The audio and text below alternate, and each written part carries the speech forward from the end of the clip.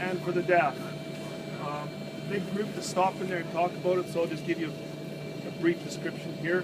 Basically, we have a day tank and a mixed tank, and same thing, level control, sensors, automatically when that level reaches us, you know, says, hey, I'm empty to this point.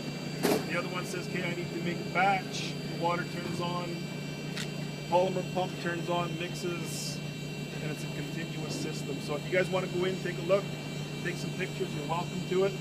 But that's the polymer system for both DAF and centrifuge. We use the same polymer for both systems. Huh. Same concentration and everything, or different concentration? Same concentration. Different size of pumps. Okay. So on the back end of the DAF, where the clear water was coming up the submain, there's a little bit of foam there. That means it's just we're giving it a little bit too much polymer. So it usually takes half a day before. So if the operators went through today, if he saw that, he would make an adjustment. He would turn down the speed a little bit. So what did Serge describe to you what polymer does?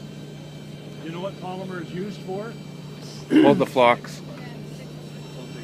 What it does is it makes the water like the water and the solids like the solids and the solids not like the water and the other way around. So you're trying to get a separation.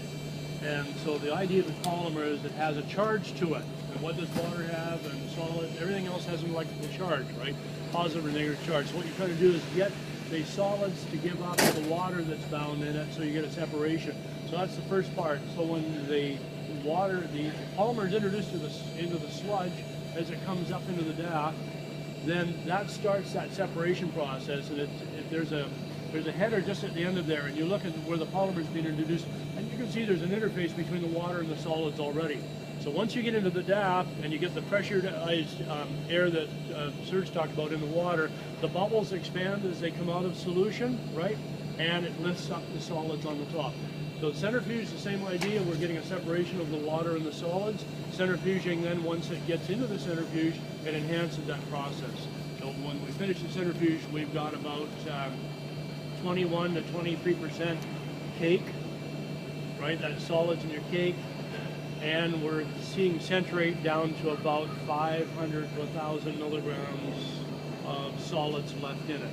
So the secret, of course, is to get as dry cake as we can, because water is how many pounds per square foot, cubic foot? 62.4? You knew that, right? Mm-hmm. Yep. Okay, good. So it's a lot more expensive to haul a biosolids with more water in than is less. So the idea is to try to get as much water out of it as we can. Cuts costs down in hauling, etc. Okay, so the polymer is a critical component. So if we suddenly shut the polymer off, it would be harder for the DAFs to separate the water from the solids. It'd be harder for us to centrifuge.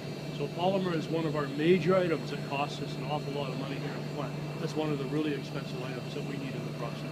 This bag that you see it when you guys go in, that bag is worth $5,500. One bag. It's very cheap stuff. One of your major expenses in the operation of a wastewater treatment. And then the second part of it, like Andrew's saying, the solids concentration, if you want to haul water or haul, when we're transitioning from summer to winter mode operations, because it does change, sometimes centrifuging is not as easy. So you'll see these big trailers in here. On a bad day, when our solids are 17, 18, 19%, the most we can fit into that is about 65 cubic meters of processed sludge combined. On a good day when it's dry, when we're approaching 24%, we can do 90. So there's a big difference there. So we're always trying to achieve the best. On a bad day, you could pour the polymer to it, gain 0.5% or 1%, but at what cost to your polymer? There's a trade-off. And after a while, you just say, you know what? This is the best bang for a buck at our present condition, and you just run with it. It doesn't change day to day, but season to season it does. I'm going to open these doors. I'm going to go in. You guys can take a look. It is fairly odorous in there. Out here it's nice. There, not so nice. So you guys get a good shot of it, and then we'll go into the carbon tower next, where all that foul air is being extracted and then discharged this clean air to a big stack up top.